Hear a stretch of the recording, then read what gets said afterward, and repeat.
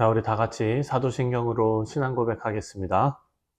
전능하사 천지를 만드신 하나님 아버지를 내가 믿사오며 그 외아들 우리 주 예수 그리스도를 믿사오니 이는 성령으로 잉태하사 동정녀 마리아에게 나시고 본디오 빌라도에게 고난을 받으사 십자가에 못 박혀 죽으시고 장사한 지 사흘 만에 죽은 자 가운데서 다시 살아나시며 하늘에 오르사 전능하신 하나님 우편에 앉아 계시다가 저리로서 산 자와 죽은 자를 심판하러 오시리라. 성령을 믿사오며 거룩한 공회와 성도가 서로 교통하는 것과 죄를 사하여 주시는 것과 몸이 다시 사는 것과 영원히 사는 것을 믿사옵나이다. 아멘. 찬송가 312장 너 하나님께 이끌리어 함께 찬송하겠습니다.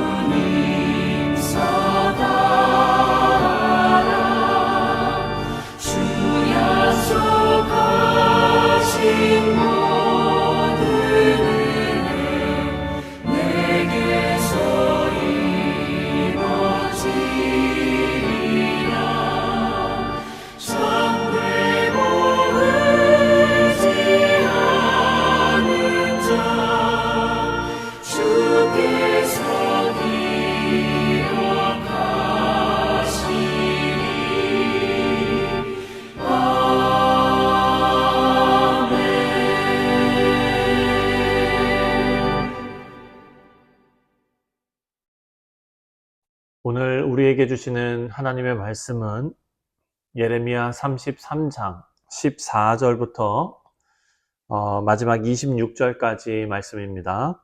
드라마 바이블로 함께 읽겠습니다. 여호와의 말씀이니라. 보라, 내가 이스라엘 집과 유다 집에 대하여 일러준 선한 말을 성취할 날이 이르리라. 그날 그때에 내가 다윗에게서 한 공의로운 가지가 나게 하리니 그가 이 땅에 정의와 공의를 실행할 것이라. 그날에 유다가 구원을 받겠고 예루살렘이 안전히 살 것이며 이 성은 여호와는 우리의 의라는 이름을 얻으리라. 여호와께서 이와 같이 말씀하시니라. 이스라엘 집의 왕위에 앉을 사람이 다윗에게 영원히 끊어지지 아니할 것이며 내 앞에서 번제를 드리며 소제를 사르며 다른 제사를 항상 드릴 레위 사람 제사장들도 끊어지지 아니하리라 하시니라. 여호와의 말씀이 예레미야에게 임하니라. 이르시되 여호와께서 이와 같이 말씀하시니라. 너희가 능히 낮에 대한 나의 언약과 밤에 대한 나의 언약을 깨뜨려 주야로 그때를 잃게 할 수 있을진데 내 종 다윗에게 세운 나의 언약도 깨뜨려 그에게 그의 자리에 앉아 다스릴 아들이 없게 할 수 있겠으며 내가 나를 섬기는 레위인 제사장에게 세운 언약도 파할 수 있으리라. 하늘의 만상은 셀 수 없으며 바다의 모래는 측량할 수 없나니 내가 그와 같이 내 종 다윗의 자손과 나를 섬기는 레위인을 번성하게 하리라 하시니라. 여호와의 말씀이 예레미야에게 임하니라. 이르시되 이 백성이 말하기를 여호와께서 자기가 택하신 그들 중에 두 가게를 버리셨다 한 것을 네가 생각하지 아니하느냐. 그들이 내 백성을 멸시하여 자기들 앞에서 나라로 인정하지 아니하도다. 여호와께서 이와 같이 말씀하시니라. 내가 주야와 맺은 언약이 없다든지 천지의 법칙을 내가 정하지 아니하였다면 야곱과 내 종 다윗의 자손을 버리고 다시는 다윗의 자손 중에서 아브라함과 이삭과 야곱의 자손을 다스릴 자를 택하지 아니하리라. 내가 그 포로된 자를 돌아오게 하고 그를 불쌍히 여기리라. 네, 사랑하는 성도님들, 오늘 말씀은 우리가 30장부터 33장까지 그 위로의 책이라는 별명을 가진 그 부분의 마지막입니다. 하나님께서 하나님의 백성의 왕과 제사장을 회복시키실 것을 기록해 놓은 부분이 바로 이 마지막 위로의 책의 마지막 부분에 나와 있습니다. 사실 예레미야는 왕, 나라, 성전 이 모든 것이 바벨론에 의해서 멸망당할 것을 예언했던 선지자이기 때문에 예레미야 그 서 말씀 안에 다윗 왕조와 그리고 또 제사장직에 대해서 언급하는 이런 메시지가 있다는 것은 상당히 중요한 의미를 갖습니다. 이 말씀은 30장부터 시작이 된 위로의 책 내용인 미래의 회복, 그리고 새 언약, 이 약속의 토대 위에 장차 하나님의 나라를 완성하기 위해서 영적인 리더십의 회복을 약속하시는 말씀이기 때문에 이 내용이 너무나 중요한 것입니다. 그래서 오늘 말씀을 정확히 묵상하기 위해서는 네 부분으로 오늘 본문을 나눠서 읽어야 합니다. 첫 번째 부분은 14절부터 16절까지 말씀인데 16절을 한번 읽어보겠습니다. 16절에 그날에 유다가 구원을 받겠고 예루살렘이 안전히 살 것이며 이 성은 여호와는 우리의 의라는 이름을 얻으리라. 아멘. 사실 이 말씀은 우리가 작년에 묵상했던 예레미야 23장에 약속하셨던 내용이 지금 반복되어 있는 것입니다. 23장 5절과 6절을 보면은요, 하나님께서 마음을 작정하신 이제 그때 그 날이 되면 다윗에게 한 의로운 가지가 나온다라고 말합니다. 다시 말해서 한 왕이 등장해서 정의와 공의를 실천하는 왕이 될 것이다 라고 예언해 놓았습니다.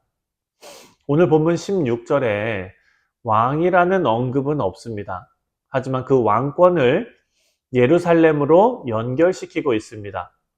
그래서 예루살렘은 여호와는 우리의 의라는 이름을 얻게 될 것이다 라고 말씀하십니다. 여러분, 중요한 것은 하나님께서는 정의와 공의의 왕이신 예수님께서 완벽하게 회복하실 하나님의 나라를 이제 미리 언급하신 그런 내용이라고 볼 수가 있습니다.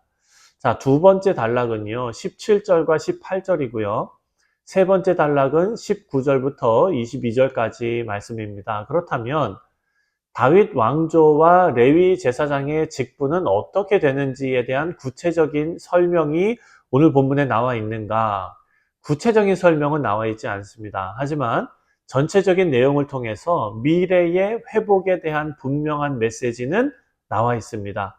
여러분 기억하시겠지만 예레미야는 유다의 멸망이 유다의 왕들이 하나님의 언약을 배신하고 또 하나님 앞에 신실하지 않았기 때문이라고 분명하게 지적했습니다. 더불어 왕의 옆에 불의에 동참한 제사장들도 함께 비판했습니다. 그래서 오늘 말씀은 이런 왕들과 제사장과는 차원이 다른 그런 왕권과 제사장직의 회복을 말씀하고 있는 것입니다. 17절과 18절 말씀을 읽겠습니다. 여호와께서 이와 같이 말씀하시니라. 이스라엘 집에 왕위에 앉을 사람이 다윗에게 영원히 끊어지지 아니할 것이며 내 앞에서 번제를 드리며 소제를 사르며 다른 제사를 항상 드릴 레위 사람 제사장들도 끊어지지 아니하리라 하시니라. 아멘. 이 말씀을 보면은요, 제사장의 의무를 다할 사람이 끊어지지 않게 하시겠다라고 약속하십니다. 세 번째 단락에서는 하나님께서 하신 약속을 확인해 주십니다. 19절과 20절입니다. 여호와의 말씀이 예레미야에게 임하니라. 이르시되 여호와께서 이와 같이 말씀하시니라. 너희가 능히 낮에 대한 나의 언약과 밤에 대한 나의 언약을 깨뜨려 주야로 그때를 잃게 할 수 있을진데. 자, 하나님께서 약속하신 것을 밤이 지나고 낮이 오듯이 결코 변하지 않는 약속이다라고 말씀하시는 겁니다. 자, 마지막으로 네 번째 단락은요, 이런 약속 위에 가장 확실한 약속을 선포하십니다. 26절입니다. 26절에 야곱과 내 종 다윗의 자손을 버리고 다시는 다윗의 자손 중에서 아브라함과 이삭과 야곱의 자손을 다스릴 자를 택하지 아니하리라. 내가 그 포로된 자를 돌아오게 하고 그를 불쌍히 여기리라. 아멘. 당시 사람들은요, 부정적인 말을 하는 사람들이 많았습니다. 유다 백성 안에서든 이방인 사이에서든 유다는 다시 회복하지 못하고 나라를 이루지 못할 것이라고 생각했습니다. 하지만 하나님께서는요, 아브라함과 이삭과 야곱의 자손을 다스릴 통치자를 다윗의 자손들 가운데 세우실 것이다 라고 못 박으셨습니다. 그리고 마지막으로 가장 확실한 말씀인데요, 바로 그를 불쌍히 여기리라 라고 말씀하십니다. 우리 사랑하는 성도님들, 하나님께서 유다 백성을 긍휼히 여기신다면 그대로 끝입니다. 하나님께서 우리 인생을 긍휼히 여기시고 불쌍히 여기시면 우리에게 소망이 있는 것입니다. 하나님의 긍휼로 우리는 은혜를 입었습니다. 하나님의 은혜가 아니면 우리는 아무것도 아닌 존재가 됩니다. 하나님의 위로와 회복에는요, 하나님의 긍휼이 있는 것입니다. 우리 인생에서도 진정한 회복은 우리 스스로 어떤 노력을 하는 것이 아니라 하나님께서 우리를 향해 긍휼을 베푸실 때 가능합니다. 우리가 오늘 말씀을 묵상하고 이제 함께 기도할 때에 우리 성도들을 위해서 목요일마다 우리가 기도하는데요. 그 무엇보다도 하나님께서 우리 자신을 긍휼히 여기시도록, 우리 교회를 긍휼히 여기시도록 함께 합심해서 기도하시기를 바랍니다. 우리 사랑하는 성도님들, 30장부터 33장의 그 내용을 오늘 이제 마칩니다. 위로의 책입니다. 하나님의 위로에는 하나님의 메시지가 있습니다. 그 메시지는 하나님의 명령입니다. 바로 우리 모두가 거룩한 백성의 삶을 살아내라는 명령입니다. 유다가 망한 이유는 이들을 거룩하게 정화시키려는 하나님의 준비 과정인 것을 우리는 기억해야 합니다. 하나님께서 이들에게 70년이라는 시간을 통해서 그들의 굳은 마음을 제거하시고 새로운 마음을 갖게 하실 것입니다. 그리고 남겨진 자들을 통해서 새로운 하나님의 공동체를 세우실 것입니다. 하나님의 계획은 여기서 끝나지 않습니다. 하나님의 백성들이 그 마음의 죄성을 근본적으로 회복하기를 하나님은 원하십니다. 그래서 본문에 나오는 언약의 갱신은 먼 미래에 나타날 역사를 미리 보여주는 그런 말씀입니다. 새 언약을 이 땅에 구속자로 오신 예수 그리스도를 통해 시작하시고 또 성령의 역사를 통해서 완성하시는 것입니다. 예수님께서 십자가의 죽으심으로 유다 백성들과 이스라엘 백성들 또한 우리 모두가 스스로 지은 죄들이 모두 사함받고 죄를 향해 달려가던 악한 심성이 회복이 되어서 하나님과 화목을 이루는 것입니다. 그리고 성령 하나님께서 우리 마음에 함께 거하시면서 하나님의 법을 돌판이 아니라 우리 마음판에 새기게 되고 또 우리를 교훈하시고 깨닫게 하시고 하나님의 법을 깨닫고 하나님을 알게 되는 복된 삶을 살게 하십니다. 우리 사랑하는 성도님들, 하나님의 위로를 그저 듣기 좋은 말로만 받는 것이 아니라 하나님의 은혜에 감격해서 거룩한 백성으로 우리의 삶을 힘차게 달려가는 복된 성도님들 되시기를 주님의 이름으로 축원드립니다. 기도하겠습니다.